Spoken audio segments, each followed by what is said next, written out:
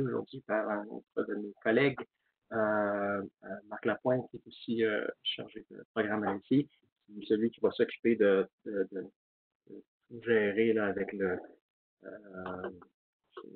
l'aspect de l'interface pendant que je vais faire la présentation. Je vois M. Desti nous a laissé savoir qu'il y avait des problèmes de son. Je sais que c'est un peu ridicule, mais si vous voyez mes lèvres bouger mais vous ne m'entendez pas, vous pouvez me le dire dans la fenêtre de questions-réponses dans l'interface. Je vais la présentation d'aujourd'hui va prendre peut-être un petit peu plus qu'une demi-heure, 30 minutes. Je vais essayer d'être relativement exhaustif pour vous donner les meilleurs outils possibles pour pouvoir faire le reste du travail de votre côté. Je vous mentionne qu'on enregistre la présentation pour l'instant. Le but étant potentiellement de donner de rendre ça disponible aux gens qui pourraient pas pouvoir se joindre aujourd'hui ou à une autre des séances d'information. Voilà, sans plus tarder, je vais juste un petit peu discuter rapidement de l'interface. J'espère que vous voyez tous la présentation que je présente là, sur l'interface de WebEx ici.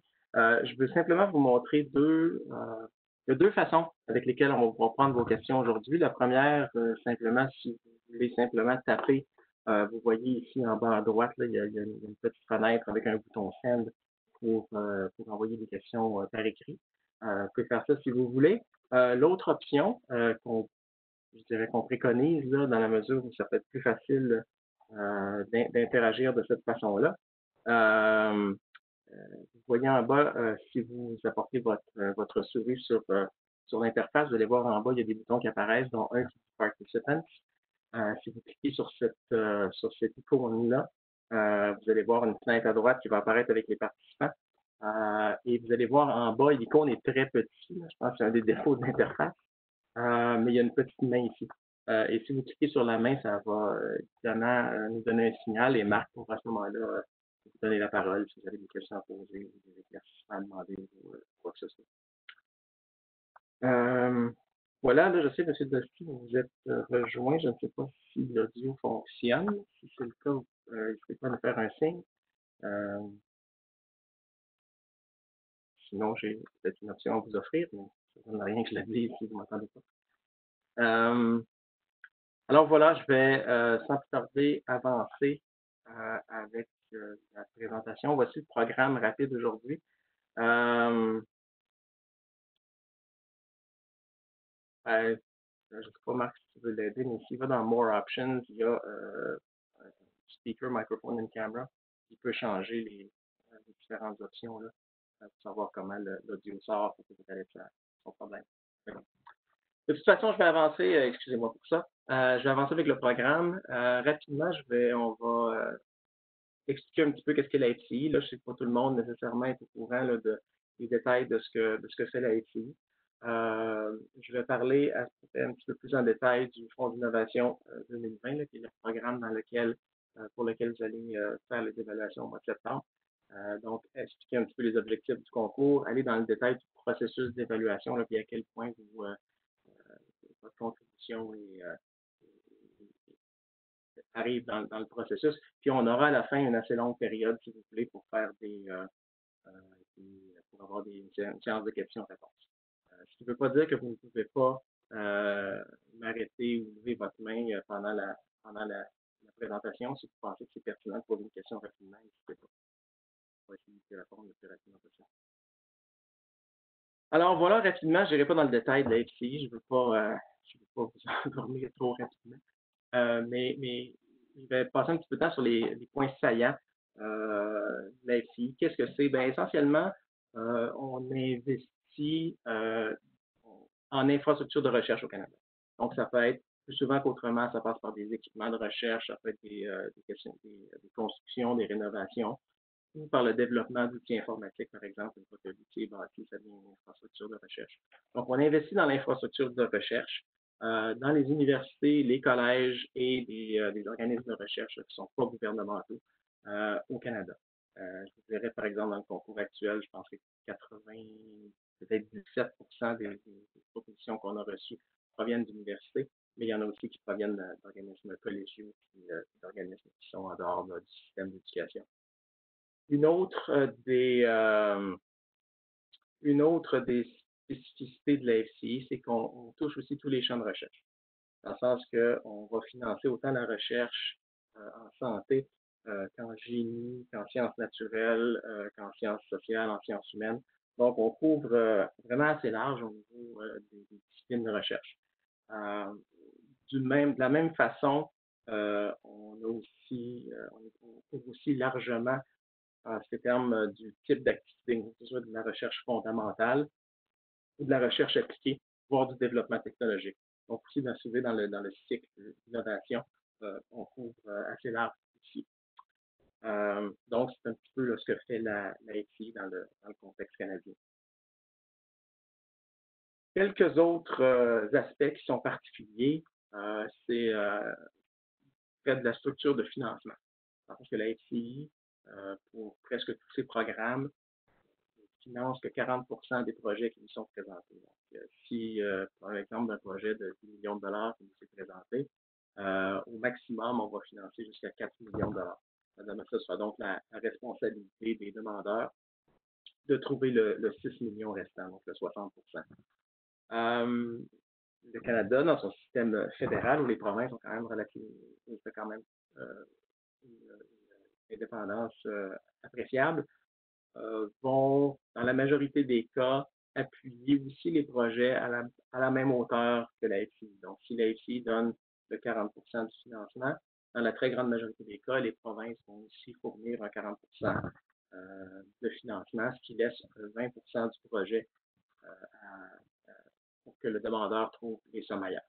Ça peut provenir quelquefois de l'établissement lui-même, ça peut provenir d'autres collaborateurs de recherche, mais je dirais que dans la très grande majorité des cas, ce n'est pas problématique, dans le sens que ça se passe relativement bien. Vous n'avez pas trop à vous poser de questions par rapport au montage financier. Normalement, les sources de financement sont relativement bien réglées. Comme j'ai mentionné au début, la FCI soutient le financement pour l'infrastructure de recherche. Par contre, il y a un certain pourcentage, donc quand je dis pour un projet de 10 millions qu'on va payer jusqu'à 4 millions, donc le 40%, on va soutenir le projet d'infrastructure. Il y a 30 millions de cet octroi-là de notre part, donc 30%, 40%, donc 12%, qu'on va aussi donner à l'établissement pour l'exploitation et la maintenance des infrastructures. Donc, vous pouvez comprendre que sur un projet de 10 millions, si on donne un petit peu plus qu'1 million pour l'exploitation et la maintenance, c'est certainement pas quelque chose qui va être suffisant à long terme pour la maintenance d'une infrastructure de recherche de cette ampleur-là. Donc, c'est pourquoi, vous allez voir plus loin, on met quand même un accent assez fort sur la pérennité de ces investissements-là et comment est-ce que les établissements s'assurent qu'ils sont en mesure d'exploiter et de maintenir les infrastructures de recherche à moyen et à long terme. Alors, parler un petit peu plus de détails sur le Fonds d'innovation 2020. Lui-même, il y a 3 objectifs qui sous-tendent le type de projet qu'on essaie de financer dans le Fonds d'innovation actuel. Le premier, c'est favoriser le leadership mondial. On veut soutenir des activités de recherche ou de développement technologique qui sont de calibre mondial. Donc, la barre est quand même mise assez haut. C'est un de nos fonds qui peut-être qui vise le plus haut, si vous voulez, en termes d'excellence. Donc, on met quand même la barre assez élevée. Deuxième objectif, c'est d'accroître et d'optimiser la capacité des établissements et de leur communauté de recherche à mener des activités de recherche ou de développement technologique. Donc, c'est aussi d'accroître cette capacité de recherche-là dans les différents établissements pour vraiment leur donner une base, une fondation sur laquelle ils peuvent s'appuyer pour après ça aller de l'avant, puis peut-être d'autres initiatives pourront rejoindre de là. Le troisième objectif, c'est de faire le dernier bout, donc d'engendrer des retombées, qu'elles soient sociales, environnementales ou économiques, ou en matière de santé, pour les Canadiens, évidemment. Le financement qu'on a, nous, c'est de l'argent public, donc évidemment, on souhaite que ça retourne, que ce soit utilisé, que ça engendre des retombées pour les gens qui nous fournissent ce financement-là essentiellement. vous donner un petit peu d'informations peut-être avant de passer tout de suite à la prochaine diapo, mais pour le concours actuel, on a 400 millions de dollars à investir en infrastructure de recherche. On a aussi un 120 millions, donc c'est le 30 du 400 pour l'exploitation et la maintenance, ce qui va venir avec les subventions qu'on va offrir en infrastructure de recherche. Donc, comme vous voyez, 400 millions de dollars, comme je mentionnais tout à l'heure, au maximum, on va financer 40 des projets. Donc, ça veut dire qu'à travers le Fonds d'innovation 2020, on va mettre au-delà d'1 milliard de dollars d'infrastructures de recherche à travers le pays. Donc, c'est quand même des investissements qui sont substantiels, qui vont qui font une différence, je pense, à ceux qui reçoivent. On parle d'octrois qui sont quand même assez importants en termes d'argent, même de façon individuelle. Donc, c'est quelque chose qu'on prend certainement au sérieux. Dans le concours actuel, on a reçu 307 propositions au début de l'année, propositions de financement, qui nous demandaient au total juste au-dessus d'1 milliard de dollars, à peu près 1,1 milliard. Et comme vous le savez, je l'ai mentionné tout à l'heure, on a 400 millions à donner. Ça vous donne une idée que notre ratio de financement va être aux alentours de 36 s'il y a suffisamment de bons projets. Là.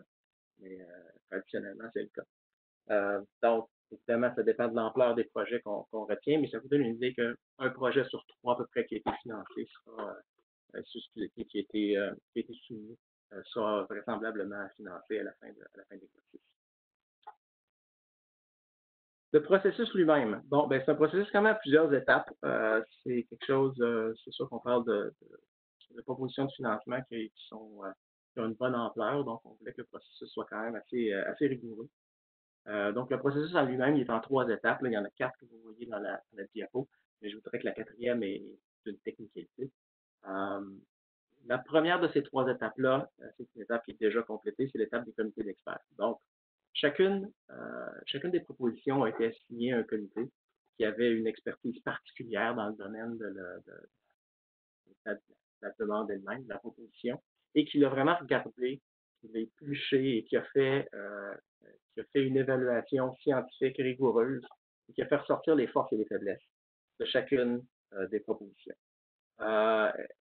L'évaluation au comité d'experts s'est faite sur la base de 6 critères.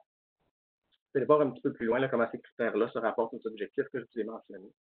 Mais essentiellement, on a regardé la qualité de la recherche, on a regardé la qualité de l'équipe, on a regardé la qualité de la capacité de recherche des établissements. On a regardé est-ce que le besoin en infrastructure était là, parce qu'effectivement, ce qu'on finance, c'est l'infrastructure, donc il fallait vérifier que ce qui était demandé était bien nécessaire. On a aussi jeté un coup d'œil sur la pérennité, donc le plan de pérennité pour ces équipements-là. Comme j'ai mentionné tout à l'heure, c'est quelque chose qui est très important pour nous, puisqu'on ne finance pas vraiment à long terme l'exploitation, donc ça prend un plan assez solide pour s'assurer que ces équipements-là vont être utilisés à moyen et à long terme. Et ils ont aussi regardé la qualité du plan pour aller maximiser les retombées des activités de recherche qui ont été proposées. Donc, tout ça s'est passé au courant du printemps puis au début de l'été. On a eu 92 comités essentiellement qui ont déjà produit leur rapport dans la grande majorité des cas. Il y en a encore quelques-uns à arriver. Là. Je vais aller dans ce détail aussi un petit peu plus tard. Et ces rapports-là ont 34 et 6 pages à peu près et détaillent vraiment, comme je le mentionnais tout à l'heure, les forces et les faiblesses de chacun des projets par rapport aux 6 pages. Tout ça est disponible dans le portail auquel vous avez déjà accès, là, mais ça aussi, je vais aller un petit peu plus dans le détail de comment vous accéder à ça tout à l'heure. Il y a certains projets qui ont été considérés déjà trop faibles suite à leur évaluation au comité d'experts, donc qui n'ont pas continué leur chemin jusqu'à la prochaine étape. La prochaine étape étant les comités d'évaluation multidisciplinaire, donc l'étape à laquelle vous allez participer au mois de septembre. Donc, certains de ces projets-là ont été jugés trop faibles et ont été retirés d'emblée. Donc, vous ne verrez pas, tous les 307 projets ne vont pas continuer jusqu'à la prochaine étape. On en a coupé au total 68, donc environ une vingtaine de pourcents. Là. Donc, il en reste à peu près 240, 235, 240 des projets qui passent à la seconde étape des CEM. Et je vais ici mentionner, faire un petit aparté. Le processus est légèrement différent pour les projets qui sont menés par un établissement québécois. Donc, les projets qui nous proviennent de la province de Québec, c'est le gouvernement québécois qui fait la première évaluation pour nous. Ils suivent exactement les mêmes critères, les mêmes formes, les mêmes formulaires, c'est exactement le même processus, mais c'est eux qui s'occupent de faire cette partie du processus-là. Et suite à ces évaluations-là, le gouvernement décide quel projet va passer à la prochaine étape. Donc, l'étape des CEM. Donc, il y a certains projets, si vous regardez la liste des assignations que vous avez remarqué, il y a certains projets qui ont une étoile avant leur numéro, et ça identifie des projets qui nous proviennent de la province de Québec. Et la semaine prochaine, ils ont jusqu'au 31 juillet pour le faire, donc jusqu'à vendredi prochain. Il y a possiblement certains de ces projets-là qui vont tomber, donc ils ne font plus partie du concours, donc vous ne serez pas obligé de les regarder au mois de septembre.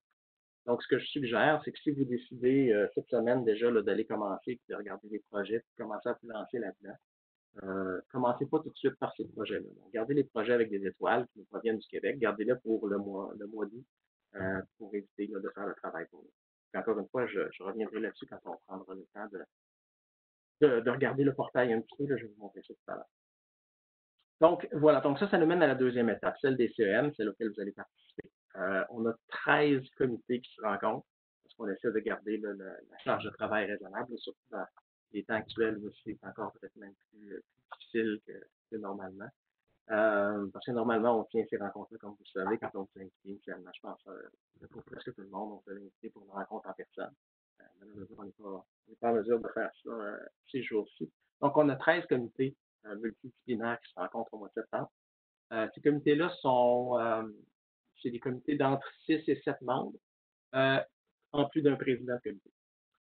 Donc, de ces 13 comités-là, on en a un qui focus sur des plus gros projets, des projets de plus grande envergure, des projets qui demandent aux alentours de 8 ou 9 millions de la SI et plus, donc c'est des projets de 25-30 millions total et plus. Et ces projets-là, comme ils ont souvent des composantes de gouvernance ou de gestion qui sont un petit peu plus complexes, on a décidé de les mettre ensemble et de les regarder séparément. On a aussi un CEM qui regarde spécifiquement des projets qui nous proviennent d'établissements qui sont un petit peu plus petits. Et une des raisons pourquoi on fait ça, c'est qu'on s'est rendu compte avec les années que ces projets-là proviennent d'établissements qui sont dans un environnement qui est un peu différent des établissements qui sont peut-être plus grands, mieux nantis, dont les moyens sont différents. Et on voulait s'assurer que les gens qui faisaient l'évaluation comprenaient cet environnement-là aussi. Donc, ce qu'on a fait, c'est qu'on a essayé de mettre sur pied un comité avec des gens qui comprennent un peu mieux, qui sont en mesure de comprendre l'environnement des établissements potentiellement plus petits. Et on a un comité qui regarde exclusivement des projets qui proviennent d'établissements qui reçoivent, bon an, mal an, moins que 1% du financement fédéral de la recherche. Donc, ça peut quand même des établissements qui ont une certaine taille, puis qui peuvent avoir des niches d'excellence en recherche. Là, c'est pas nécessairement des établissements qui n'ont pas d'historique de recherche, c'est pas nécessairement le cas. Mais pour nous, c'est important de faire ça comme ça. Les 11 autres comités, eux, regardent, si vous voulez, le reste des projets. Donc, des projets qui sont un petit peu plus petits que la barre des 8 millions et qui sont soumis par des établissements de plus grande envergure. Donc, ce qui nous amène que chaque CEM revoit à peu près une vingtaine de propositions. Ça varie entre, je pense, entre 16 et 20, là, selon les différents comités. Et le rôle des CEM, ben, essentiellement, c'est, puis je vais revenir aussi un petit peu plus en détail, mais c'est de nous donner des cotes, donc des notes pour chacun de ces projets-là. La tâche la plus importante, la tâche ultime, c'est de recommander ou non le financement des projets. Puis suite à ça, ça va faire son chemin jusqu'au à la troisième étape, donc c'est le comité d'évaluation multidisciplinaire spécial, et ça, il y en a seulement un. Idéalement, on n'aurait pas besoin de ce comité-là, mais notre expérience, c'est que suite au CEM, puisqu'on ne veut pas imposer un quota à chacun des CEM, on leur laisse quand même les coudées un petit peu plus franches. Typiquement, ce qui arrive depuis une vingtaine d'années, c'est qu'il y a encore un petit peu plus de projets sur la table que le budget qui est disponible pour le concours. Donc, si encore une fois, à la suite des comités multidisciplinaires du mois de septembre, on a plus de 400 millions de dollars encore sur la table, si vous voulez, ben là, à ce moment-là, on a ce dernier comité-là, dont le travail est essentiellement d'intégrer tous les commentaires pour savoir des différents CEM. Ils vont seulement voir les projets qui ont été recommandés. Donc, comme je mentionné tantôt, si les CEM ne recommandent pas le financement d'un projet, ben, ce projet-là est disparu du concours, il n'est pas revu par la prochaine étape. Donc, ce comité spécial-là, à la fin, va aussi essayer de voir un petit peu en l'uniformité entre les différents CEM, s'assurer que tous ont travaillé un peu de la même façon. Et après ça, son travail, c'est de recommander à notre conseil d'administration un portefeuille d'investissement qui répond le mieux aux objectifs du concours. Juste être clair et mentionner que l'excellence scientifique va demeurer le critère fondamental sur lequel même ce comité-là, à la fin, va tabler sa décision. Les considérations distributives n'entrent pas en ligne de compte ici. C'est pas une question de s'assurer que bon, tout le monde en a, puis géographiquement, puis c'est vraiment pas des circonstances, des considérations qui sont utiles au dernier comité. Si suite à travers l'évaluation scientifique, un projet qui reçoit les meilleures notes, c'est réglé. Bon, il va passer de toute façon. Le dernier comité lui va seulement s'attarder à la limite là où est-ce que les projets qui sont très proches du seuil, si vous voulez, puis là, ben, on va essayer de déterminer lesquels vont répondre le mieux aux objectifs du concours. Et ça nous mène à la dernière étape, comme je disais tout à l'heure, qui est une technicalité, mais bon, selon la façon dont l'IC a été mis sur pied, seul notre conseil d'administration peut prendre des décisions de financement. Mais que maintenant, pour moi, ça fait 17 ans que je suis là ici, j'ai jamais vu notre conseil d'administration retourner une décision qui a été prise par des comités de pairs. Alors, vous n'avez pas à vous en faire, une fois que ça passe le processus, notre conseil entérine normalement toutes les décisions. Donc, ça, c'est le processus en 3 étapes. Et ici, vous intervenez à l'étape des CEM, la deuxième, qui est certainement critique. Qu'est-ce qu'on a besoin de vous avant la réunion du mois de septembre?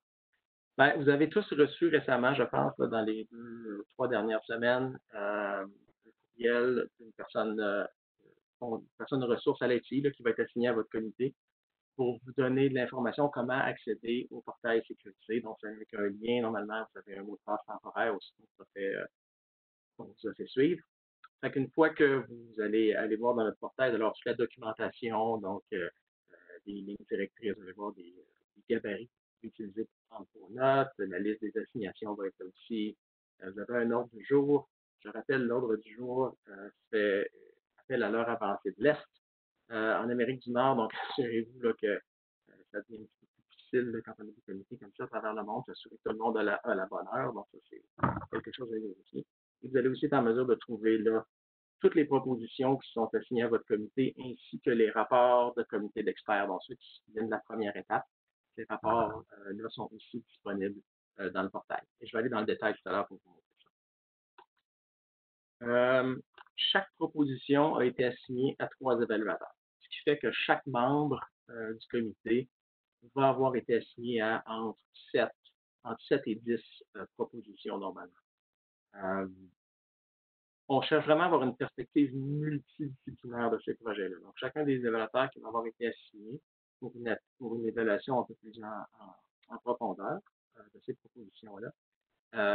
C'est impossible pour nous d'assigner seulement des demandes qui sont dans votre domaine d'expertise. C'est un peu le concept des comités multidisciplinaires, c'est vraiment d'avoir cette perspective-là. Parce qu'on a déjà un comité d'experts qui avait l'expertise pointue, qui s'est penché, qui a fait un rapport qui est exhaustif. Donc, on n'a pas besoin de refaire ce travail-là. Mais vous allez avoir été assigné à des projets, certains qui vont être proches de votre domaine d'expertise, d'autres qui vont s'éloigner et d'autres qui vont être carrément ailleurs. et ça, pour être franc, c'est fait aussi consciemment. On essaie consciemment d'assigner une personne dont l'expertise est relativement loin du domaine de la demande. Une des raisons pour ça, c'est que ça permet là, je mets des guillemets, mais de garder le comité honnête, dans le sens que quelqu'un qui est complètement en dehors de son domaine n'est pas en mesure de lire entre les lignes, d'ajouter des choses qui ne sont pas écrites, par exemple. Donc, ça nous permet des fois de vraiment centrer sur qu'est-ce qui est écrit. Et si ce n'est pas écrit, ben c'est pas écrit. C'est toujours intéressant d'avoir cette perspective-là de l'extérieur et on l'encourage. Ce qui fait que les 3 évaluateurs sont, pour nous, créés égaux. C'est sûr que, comme je disais tantôt, il y a un rapport de comité d'experts qui est attaché à tout ça, donc il faut quand même prendre ça en considération. La dernière chose que je vais mentionner par rapport à ça, c'est les questions de conflit d'intérêt. Je vous encourage à jeter un coup d'œil. Là, vous allez voir, vous allez avoir accès à travers le portail sur notre définition des conflits d'intérêt dans les lignes directrices. Mais typiquement, on essaie d'être relativement frileux, si je peux me permettre l'expression, dans le sens qu'on essaie d'éviter le plus possible qu'il y ait même une perception de conflit d'intérêt. Donc, vous avez peut-être été identifié comme étant en conflit d'intérêt avec une demande par la personne ressources ATI. Quelquefois, c'est peut-être pas évident pourquoi on a dit ça. Souvent, on s'assure que votre appartenance au niveau des établissements, ça n'a aucun lien avec les établissements qui peuvent être impliqués dans les demandes. Mais si vous voyez quoi que ce soit qui vous fait penser qu'il y a peut-être une apparence de conflit d'intérêt, même si vous pensez qu'il n'y a pas de problème, je pense que ce serait sage de néanmoins en faire part à la personne ressource d'IT, juste question d'être pleinement transparent, puis s'assurer qu'il n'y a pas de problème là, par la suite. On est mieux régler ça un mois avant la rencontre que séance tenante à la rencontre. J'ai parlé tout à l'heure de deux choses. J'ai parlé des trois objectifs du concours et vous les voyez ici, c'est ceux qui apparaissent en haut. Là. Puis je les ai lus à voix haute tout à l'heure. Et en bas, dans la section en bas de cette diapo-là, vous allez voir, c'est les 6 critères d'évaluation qu'ont revu les comités d'experts. Donc, quand vous allez avoir accès au comité d'experts, vous allez voir, comme ils ont regardé 6 critères, on vous demande de coter 3 objectifs. Ben, si vous voulez, ça, c'est l'association entre les critères et les objectifs. Donc, ça vous donne une idée, là, la qualité de la recherche, la qualité de l'équipe. On ramène ça à l'objectif 1, c'est capacité de recherche, besoin d'infrastructure et pérennité, on ramène ça à l'objectif 2. Et les retombées, là, il y a une adéquation avec l'objectif qui est dans le genre des retombées. C'est sûr que la diapo ici, peut-être, bon, ça plus cloisonné que ça l'est réellement, là, mais c'est quand même, ça vous donne quand même une bonne idée là, de comment être capable d'associer les différents objectifs avec les critères. Une autre chose que je veux parler par rapport à l'évaluation, c'est notre échelle d'évaluation, qui est peut-être un peu différente de ce que vous avez déjà vu par le passé dans d'autres circonstances. Donc, l'échelle d'évaluation n'est pas numérique, on ne cherche pas à avoir une note entre 1 et 5, 1 et 10 ou quoi que ce soit. Ce qu'on a, c'est que pour chacun des objectifs, on a le libellé d'une norme. La norme, si vous voulez, c'est nos attentes. Si je prends l'exemple de l'objectif 1, ben, nos attentes, c'est que la recherche qui va être faite suite à notre investissement soit essentiellement de calibre mondial. Ça, c'est la base. Et là, on demande aux différents comités d'évaluation, est-ce que la proposition que vous regardez, est-ce qu'elle rencontre cette barre-là? Si la réponse c'est oui, on pense que la recherche qui va être faite va être de calibre mondial, parfait, c'est la norme que vous voyez vert foncé ici. Là. On a satisfait la norme. Si vous pensez que ça rencontre l'objectif qui est là, parfait. C'est notre deuxième cote, si vous voulez, satisfait la norme. Si vous pensez que oui, c'est là, mais il y a quelques petites choses quand même qui accrochent, c'est pas des grosses choses, mais il y a quand même des petites affaires. Là, on a le critère en bas qui dit satisfait la norme, n'ayant que quelques faiblesses mineures. Fait que on considère quand même comme ça satisfait la norme, mais vous voyez, dans ce cas-ci, il y a quelques petites choses qui vous énervent quand même. L'autre critère plus bas, qui satisfait partiellement la norme malgré des faiblesses importantes, mais là, c'est si vous voyez qu'il commence à avoir soit une accumulation de faiblesses, ou peut-être c'est seulement une faiblesse, mais c'est une faiblesse qui est quand même assez importante, et vous n'êtes pas vraiment certain que les demandeurs vont être nécessairement en mesure de l'adresser, puis vous n'êtes pas certain que la recherche va pouvoir suivre son cours exactement comme c'est mentionné. À ce moment-là, on tombe dans les faiblesses importantes. Puis vous avez le dernier critère en bas qui ne satisfait pas la norme en raison de faiblesses majeures. Ça, c'est vraiment, clairement, c'est quelque chose d'encore un petit peu pire. On espère qu'il n'en reste pas trop des projets qui mériteraient cette cote-là suite aux projets qu'on a déjà coupés après les comités d'experts, mais c'est certainement une possibilité. Je vais aussi passer un petit peu de temps pour parler de la cote la plus haute, qui dit satisfait et dépasse largement la norme. Donc, le concept, c'est de dire, on essaie de trouver une façon d'utiliser vraiment le range total de toutes nos cotes justement pour être capable d'identifier des projets qui sont spéciaux. Donc, je reviens à l'exemple tout à l'heure que je donnais. Si je disais, ce qu'on veut, c'est de la recherche de calibre mondial. Vous vous demandez qu'est-ce que c'est, qu'est-ce qui va plus loin que ça? Est-ce que c'est le calibre interplanétaire? Non, c'est pas on ne peut pas vraiment aller plus loin que mondial. Mais je vais vous donner un exemple. Si vous pensez que la recherche qui va être effectuée par l'équipe qui a été mentionné dans la proposition, vous pensez, oui, c'est certainement la recherche de calibre mondial, mais pas de tout, ces gens-là sont à la pointe, puis ils travaillent dans des domaines qui sont certainement de pointe. Parfait, ça peut satisfaire la norme. Qu'est-ce qui fait, pour donner un EX, normalement, ce qu'on demande, moi, ce que j'ai tendance à demander à mes comités, c'est va y avoir un wow à quelque part. Il va y avoir quelque chose de spécial. Qu'est-ce qui est spécial? Là, ça peut être une panoplie de choses. Je peux seulement donner des exemples. C'est pas nécessairement comme ça que ça va se produire, mais si on prend l'exemple de dire, ben, c'est non seulement un groupe qui est de calibre mondial, mais c'est un des 2, 3 meilleurs groupes dans ce domaine-là à travers le monde. OK, ben là, peut-être qu'on a quelque chose qui nous amène à un niveau supérieur. Peut-être que ça fait dépasser la norme. Peut-être que la recherche qui suggère, ça ouvre complètement un nouveau pan de recherche qui n'était pas possible avant. C'est quelque chose de super innovant. Ah, ben, peut-être que ça aussi, c'est quelque chose qui donne un boost de plus. Euh, donc, je ne veux pas dire qu'il ne faut pas utiliser la cote EX, loin de là, mais je veux dire que la cote EX, on ne devrait pas la donner juste parce que tout est beau, tout est bon, tout est solide. Beau, bon et solide, c'est la deuxième, c'est satisfait la norme. Pour nous, le EX, c'est quelque chose de spécial. Donc, si vous donnez des EX, c'est parfait, on espère qu'il y en a le plus possible des projets comme ça. Mais si le comité décide de donner un EX, c'est sûr que systématiquement, on va vous demander qu'est-ce qu'il y a de spécial. Donc, juste regarder ça en tête. Fait que ça, c'est notre échelle d'évaluation. Donc, voici, pour résumer, qu'est-ce qu'on a besoin avant la réunion du CEM, c'est d'ici le 3 septembre, donc presque une semaine là, avant la rencontre. On aimerait ça, si c'était possible, d'avoir vos cotes. Donc, toutes ces notes-là, le satisfait, dépasse, ou des faiblesses, etc. On aimerait ça l'avoir au plus tard le 3 septembre.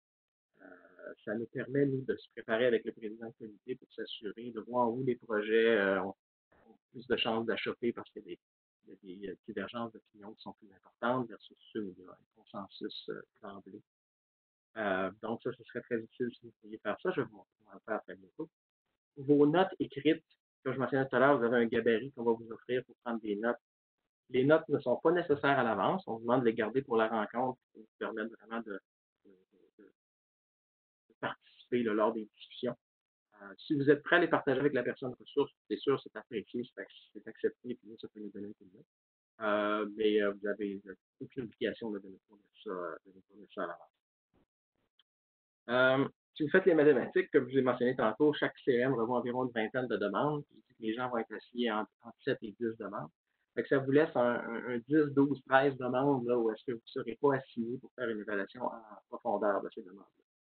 Donc, pour ces autres propositions-là, vous n'avez pas à faire, vous n'avez pas à nous soumettre des notes, vous n'avez pas à nous soumettre des cotes. On espère que vous avez quand même l'occasion de regarder ces demandes-là pour potentiellement contribuer lors des discussions, mais vous n'avez aucune information à nous soumettre à l'avance pour ces différents projets. Ce que je vais faire pour l'instant, c'est que je vais partager mon écran. Je vais vous montrer justement comment accéder à toutes ces informations-là avant la réunion. Je ne sais pas si certains d'entre vous l'ont peut-être déjà fait. Mais si vous ne l'avez pas déjà fait, ben ça vous. J'espère que tout le monde peut voir mon écran ici. Donc ça, c'est si vous utilisez le lien qu'on vous a envoyé par courriel un petit peu plus tôt dans le mois, ça vous amène à cette page-ci. Donc, vous pouvez utiliser à ce moment-là le mot de passe et le mot de passe temporaire qui vous a été envoyé pour ouvrir une session. Si vous n'êtes pas comme moi, vous êtes capable d'écrire comme il faut votre mot de passe. Voilà. La seule chose de différent que vous allez avoir, si c'est la première fois que vous accédez à notre système, vous allez avoir d'abord une première page qui va vous demander d'accepter nos règles de confidentialité. On va aussi vous poser quelques questions pour essayer d'avoir essayer de faire des statistiques là, sur nos évaluateurs, les comprendre un petit peu mieux. Vous n'avez aucune obligation de répondre à ces questions-là. Mais ce que vous êtes obligé de faire, c'est d'accepter notre dossier de confidentialité. Là. Vous n'allez pas partager l'information. C'est standard pour ces évaluations-là. Et rendu ici, vous allez pouvoir cliquer sur votre comité. Là, moi, j'en ai plusieurs, mais c'est juste mon compte à moi. Là, normalement, vous allez probablement simplement avoir un seul participant à un seul comité. Et ça va vous amener ici. Donc, la partie supérieure ici vous donne une information qui n'est peut-être pas ultra pertinente pour vous. Mais ici, vous avez accès aux différents documents. Comme j'ai mentionné tout à l'heure, on a un guide de consultation rapide pour les critères d'évaluation. Donc, si vous voulez juste avoir une idée, quel est le délai des différents objectifs en une seule page, ben, vous pouvez avoir ça. Si vous voulez savoir connaître la composition du comité, qui d'autre est avec vous sur le comité, l'information est là. Vous pouvez lire nos instructions, nos lignes directrices, tout est là. aussi. L'ordre du jour, qui pour l'instant est préliminaire parce qu'on va encore, il y a peut-être des projets, comme je disais, qui vont tomber, on va peut-être avoir des révisions mineures, là, mais l'ordre du jour est là. Vous avez le gabarit ici pour le rapport préliminaire, si vous voulez. Puis vous avez votre liste d'assignation qui est aussi disponible, par exemple. Là, j'en regarde un au hasard, là, mais si vous voyez, c'est la liste des assignations que vous avez probablement déjà reçues là, autrement, mais c'est aussi disponible ici. Si vous descendez dans la partie inférieure de la page, là, vous allez avoir une liste de tous les projets qui ont été assignés à votre comité. Donc, vous voyez, dans ce cas-ci, là, je ne sais pas combien il y en a, là, il y en a je ne sais pas. Pour chacun des projets, vous avez normalement la proposition elle-même. Vous pouvez accéder en cliquant directement sur le petit lien ici, affiché imprimé. Et le rapport du comité d'experts, qui est aussi disponible en format PDF. Vous allez remarquer que pour certaines des demandes, les rapports ne sont pas encore disponibles. Ils seront plus tard la semaine prochaine. Mais on voulait au moins vous donner quelque chose si vous étiez prêt à commencer tout de suite. Donc, là, l'information est ici. Vous remarquerez que si vous êtes vous avez été déclaré en conflit d'intérêt pour certaines des demandes, vous allez remarquer que vous n'allez pas avoir accès à absolument rien. C'est pas en mesure pour avoir accès ni aux propositions ni aux rapports de comité d'experts. La façon la plus simple pour vous, si vous voulez télécharger ça et l'amener localement sur votre propre ordinateur, c'est probablement de sélectionner tout ici. Là, je ne vais pas tout sélectionner parce que c'est quand même peut-être des secondes que je ne vais pas perdre. Mais si vous cliquez sur télécharger, ça va vous donner un fichier zip ici que vous allez pouvoir utiliser de votre côté. Vous voyez là, je suis dans des propositions aussi. Donc, ça, c'est la façon de le faire, vraiment sélectionner tout et télécharger. Si vous revenez à une date ultérieure, vous rentrez ce rapport de comité-là, je ne l'avais pas, celui-là non plus, vous pouvez les choisir en temps et les télécharger si vous voulez. Donc, ça, c'est comment faire pour aller chercher l'information que vous avez besoin pour faire l'évaluation. Avant le 3 septembre, ce qu'on vous demande, c'est de nous soumettre vos cotes. Et ça, vous pouvez le faire dans le deuxième onglet ici, l'onglet Votre évaluation. Vous remarquez ici que vous avez uniquement les projets pour lesquels vous avez été spécifiquement assigné pour faire une évaluation en profondeur.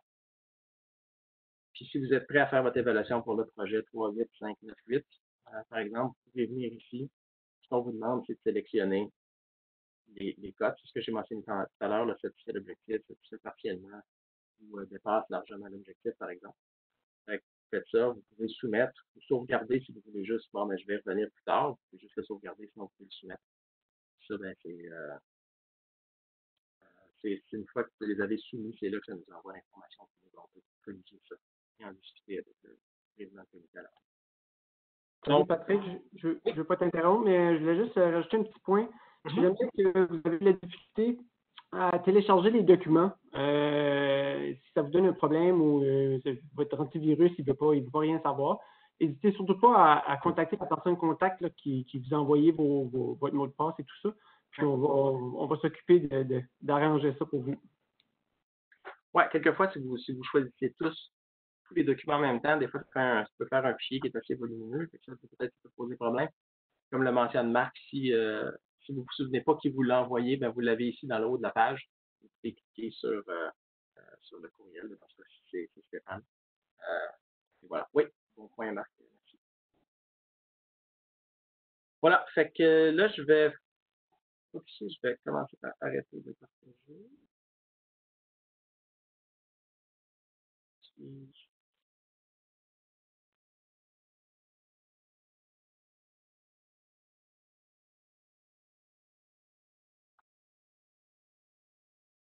Est-ce que tu m'entends toujours, Marc? Oui. D'accord, parce que là, on dirait que mon ordinateur a décidé qu'il ne voulait plus que j'arrête de partager. Ça peut être étrange. On va voir. Ah, voilà, ok.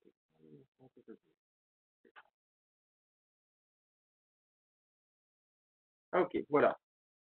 D'accord.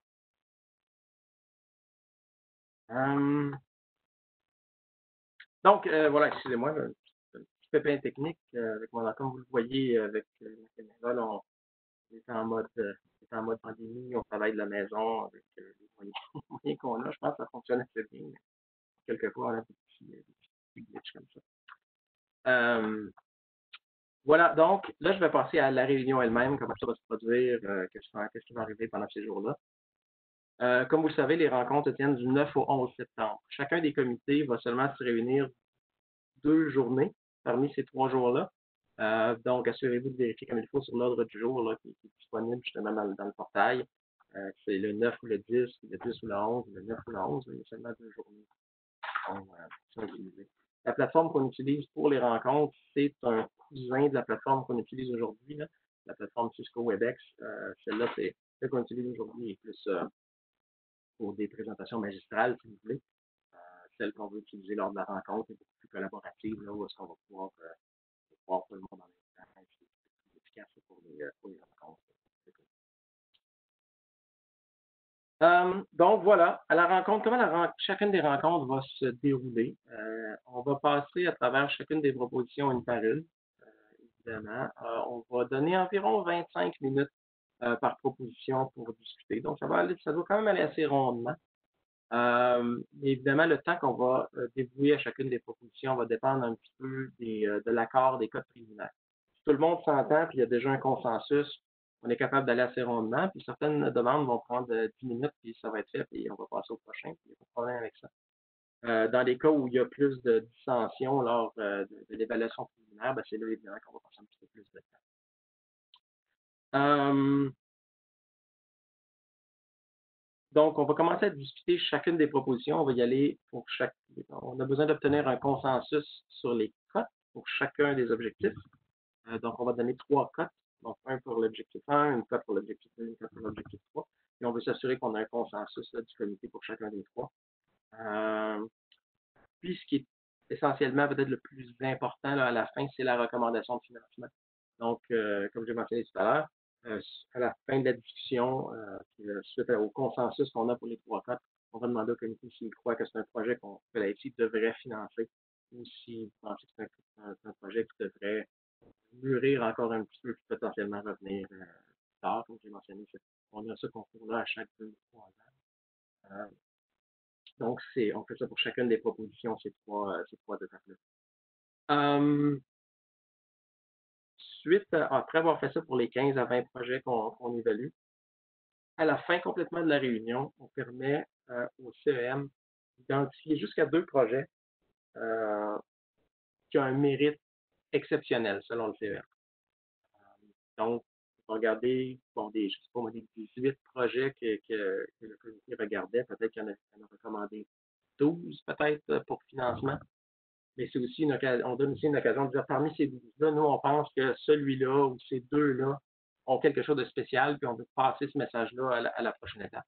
Donc, on permet d'identifier jusqu'à 2 propositions qui ont un mérite exceptionnel. Oui, dans plusieurs des cas, ce sera peut-être les projets qui auront reçu les meilleures cotes, les meilleures notes. Mais dans certains cas, c'est peut-être pas nécessairement le cas. Peut-être qu'il y a un projet où est-ce qu'il y a peut-être une faiblesse ici, ou c'est juste, mais vous pensez que si ça c'est réglé, ça a un potentiel extraordinaire. Ça dépend des dynamiques, des projets là, qui sont évalués par le comité. Et on donne cette occasion-là à la fin de la rencontre. Je mentionne la recommandation de financement ici, puis je vais aller dans juste un petit peu plus de détails. Parce que je pense que culturellement, là, dépendamment où on est, dans quelle juridiction on a déjà fait cette évaluation-là, le point de vue philosophique est peut-être différent. Je dirais que la philosophie de l'ITI, c'est plutôt que de financer plus de projets, mais les financer en deçà de ce qu'ils demandent. On a plus tendance à dire, soyons sélectifs dans les projets, mais finançons bien ceux qu'on conserve et on financera à 0% ceux qu'on ne finance pas du tout. Donc, je dirais dans la majorité des cas, peut-être 90% des cas, on a tendance à voir ce soit un financement complet, pas de financement. C'est aussi qu'on finance de l'infrastructure de recherche, donc soit qu'on achète les équipements ou on ne les achète pas, c'est un peu difficile de couper la poire en deux dans ce cas-ci. Les autres options sont, on peut donner un financement partiel. Si par exemple, vous pensez qu'il y a un aspect ou un item en particulier, par exemple, qui n'a pas de sens, ou vous pensez qu'il ne devrait pas être financé, ça, quelquefois, ça peut venir du rapport du comité d'experts qui a peut-être identifié quelque chose comme ça. Là, il y a moyen de retirer les articles un par un. Le budget nous donne cette flexibilité-là. Là, on a la ventilation pour chacun des items. Donc, c'est quelque chose qu'on peut faire. Mais je dirais que c'est relativement rare. L'autre possibilité aussi, c'est un financement conditionnel, mais ça, c'est très, très rare et on essaie de l'éviter le plus possible parce qu'on ne veut pas donner. Parce que le but, c'est pas de donner une deuxième chance. C'est pas de dire le financement est recommandé si l'établissement peut expliquer pourquoi il a besoin de tel équipement. Il y avait une trentaine de pages pour nous expliquer pourquoi il en avait besoin. Donc, le but, c'est pas de leur donner une deuxième chance. Mais si vous pensez vraiment qu'il y a un aspect particulier, c'est une excellente. Je vais vous donner un exemple. On a déjà financé quelque chose au CERN, par exemple, puis il me disait, ça fait partie d'une entreprise internationale. S'il n'y a pas le financement international, ça n'a aucun sens. Donc, on peut l'avoir financé en disant, d'accord, mais il faut qu'on ait des confirmations que le financement international est en place. Ça peut être un cas qui est raisonnable. Et on essaie le plus possible d'éviter les conditions parce que ça peut poser problème à moyen terme. Le seul autre aspect, c'est un peu un aparté, donc je ne veux pas trop m'attarder là-dessus, mais on encourage beaucoup, vous allez remarquer, dans plusieurs des demandes, plusieurs établissements viennent ensemble pour soumettre une demande. On essaie le plus possible, on essaie d'encourager ces collaborations-là. Mais on reçoit aussi comme rétroaction que ça rajoute une certaine complication, puis il y a des coûts qui sont associés à ça, de coordination. Donc, ce qu'on a fait, c'est qu'on a permis aux demandeurs qui viennent avec 3 établissements au plus de demander un 5 additionnel. Oui. De demander un 5 additionnel pour la gestion de ces projets d'envergure-là qui sont peut-être un petit peu plus complexes à coordonner, justement. Donc, dans la section pérennité, vous allez voir, s'ils sont admissibles, les demandeurs vont souvent avoir mis un paragraphe ou deux pour expliquer comment ils veulent utiliser le 5 additionnel pour des projets multi-établissements. Et le comité d'experts va normalement avoir fait un commentaire là-dessus à savoir s'ils pensent que c'est bien justifié ou pas. Et comme ça a une incidence financière, monétaire, on va aussi demander au CEM de nous dire si ce financement-là devrait être accordé ou pas. Je pense que vous n'avez pas trop à vous en faire, mais dans la section pérennité, vous avez quelquefois remarqué ça. Peut-être pour. Il n'y en a pas tant que ça, c'est peut-être une dizaine de pourcents des projets. Puis, on va peut-être poser la question. Le dernier critère, le dernier point que je veux mentionner, c'est les questions d'équité, de diversité et d'inclusion. Sous le critère équipe, vous allez souvent remarquer que les établissements ont pris entre un paragraphe et une page et demie, ça dépend, pour nous expliquer les processus qu'ils ont mis en place pour favoriser l'équité, la diversité et l'inclusion. L'AFC, si vous voulez, a mis à défi les établissements de mettre sur pied des équipes qui sont diversifiées. Donc, autant du point de vue de l'expertise, du stage de la carrière des différents membres de l'équipe, de la provenance de ces membres-là de groupes potentiellement sous-représentés dans leur domaine. On peut penser au genre, on peut penser à l'ethnicité, on peut penser à plusieurs autres déclinaisons de ça. Donc, on a vraiment mis à défi les établissements d'avoir des processus qui leur permettent de mettre de l'avant des équipes qui sont diversifiées. Par contre, comme c'est le premier concours dans lequel on pose ces questions-là spécifiquement, ce qu'on a décidé de faire cette fois-ci, c'est de ne pas le considérer dans l'évaluation de la proposition. Donc, on veut quand même des commentaires sur ces aspects-là, sur ce qui a été fait, puis avoir des commentaires positifs ou négatifs. C'est ce que les comités d'experts nous ont donné.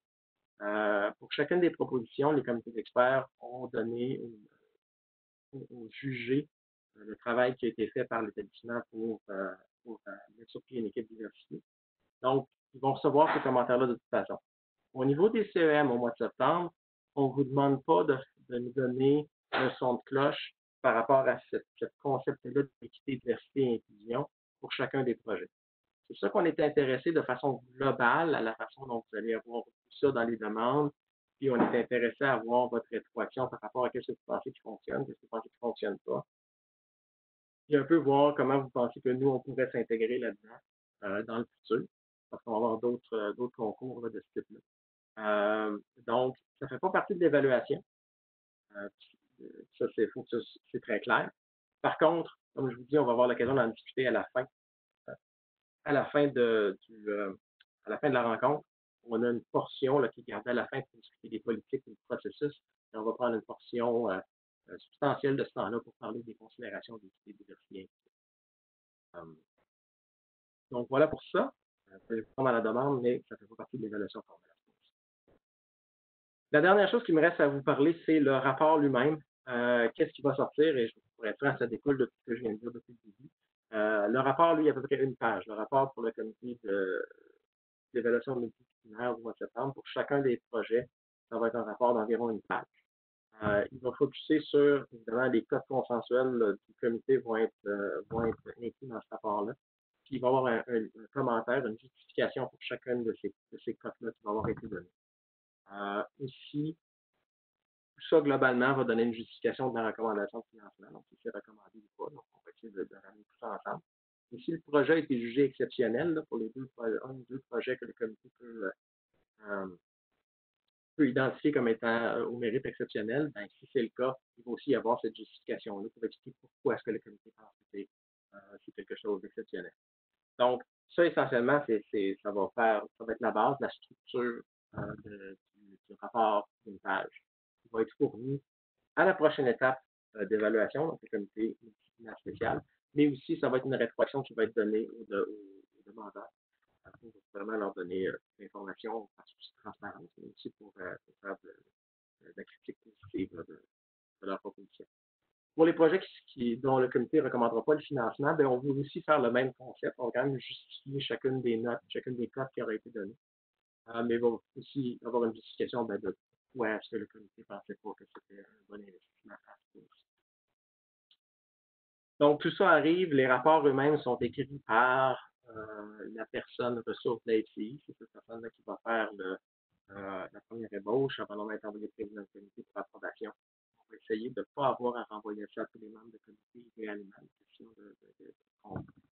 C'est déjà une charge de travail qui est substantielle pour vous, fait qu'on va essayer de ne pas trop en ajouter.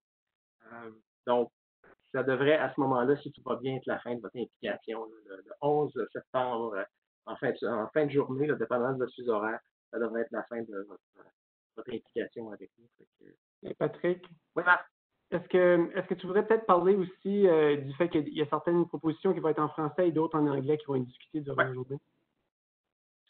Oui, ça c'est un bon point peut-être. Ouais, non, je ne vais pas partager mon écran avec les problèmes que j'ai eu tantôt.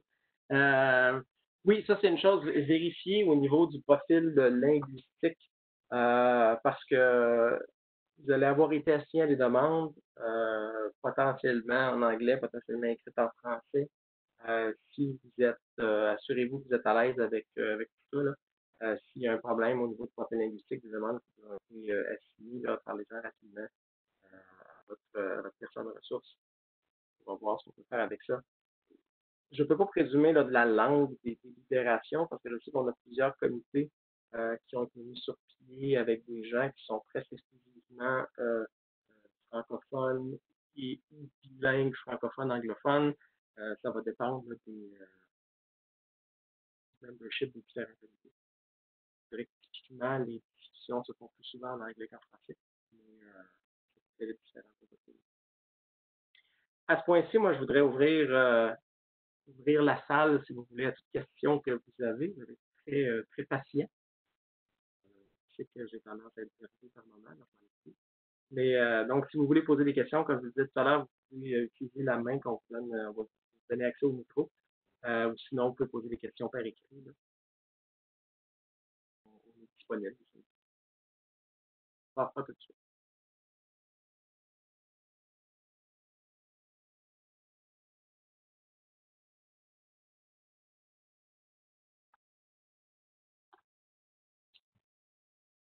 C'est donc une limpidité. Ah non, je savais que je n'étais pas si limpide. Et voilà, on va vous donner la parole, Mme Guiteau. Allez-y, on devrait vous entendre. D'accord, merci beaucoup. J'ai deux questions. Je suis du groupe 13 là. Il y a un certain nombre de projets à évaluer et on m'a assigné 8 projets. Qu'est-ce que je fais des autres projets? Vous avez voulu parler et puis c'est passé très vite. Qu'est-ce que je fais pour les autres projets? Oui. Ben pour les autres projets, vous n'avez pas à nous faire rien parvenir à l'avance. Déjà là, avant la rencontre, on a besoin de reviews spécifiques. on espère que vous serez en mesure quand même de jeter un coup d'œil à ces demandes-là. Si vous avez le temps de les lire, question de peut-être participer à la discussion. Mais c'est sûr qu'on ne s'attend pas là, que vous jetiez un coup d'œil aussi en profondeur que les autres. D'accord. D'accord, merci. Ma deuxième question, c'est quelle est la langue du rapport que je fais? Parce qu'il y a une partie commentaire. Est-ce que je peux faire mes commentaires en français? Absolument. Les commentaires initiaux, d'abord, vous n'êtes pas tenu nécessairement de nous les faire parvenir. Ce qu'on a vraiment besoin à l'avance, c'est vos cotes. Donc, vraiment, vous envoyez. C'est ça qu'on a besoin à l'avance. Si vous voulez partager vos notes, je suis certain que ça peut être utile. Je sais que Stéphane s'occupe du comité de presse. Quelquefois, c'est utile, mais si vous les envoyez en français, il n'y a aucun problème. D'accord. Merci. Voilà, ce sont mes deux questions. Merci beaucoup. Merci.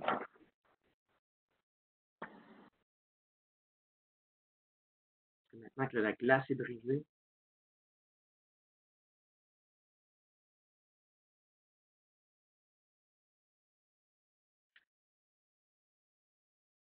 Voilà. Sinon, n'hésitez pas, je sais que là, peut-être que c'est théorique à ce point-ci, puis quand vous allez avoir le temps d'aller un petit peu plus dans le détail, peut-être qu'il y a des questions qui vont survenir, n'hésitez pas, la personne ressource de la FCI là, qui a communiqué avec vous là, déjà il y a quelques semaines, c'est la personne à énerver. N'hésitez pas à ramener le ratio de courriel que vous recevez de cette personne-là à courriel que vous lui envoyez. Ramenez ça proche de 1, il n'y a pas de problème. Je sais qu'il y en a plusieurs de vous, en fait, qui sont sur le comité de presse, qui travaillent avec Stéphane. N'hésitez pas, je sais que Stéphane est en vacances cette semaine, mais il revient rapidement, donc n'hésitez pas. Voilà. Ben, écoutez, s'il n'y a pas d'autres questions, moi, je vais vous souhaiter à tous une bonne fin d'après-midi, début de soirée. Je pense que c'est là qu'on est. Donc voilà, alors je vous remercie beaucoup. Puis, comme je dis, si vous avez d'autres questions, n'hésitez pas à communiquer avec nous. Notre travail, c'est de rendre votre travail le plus facile possible. Donc, merci beaucoup et bonne fin de journée à tout le monde. Merci tout le monde.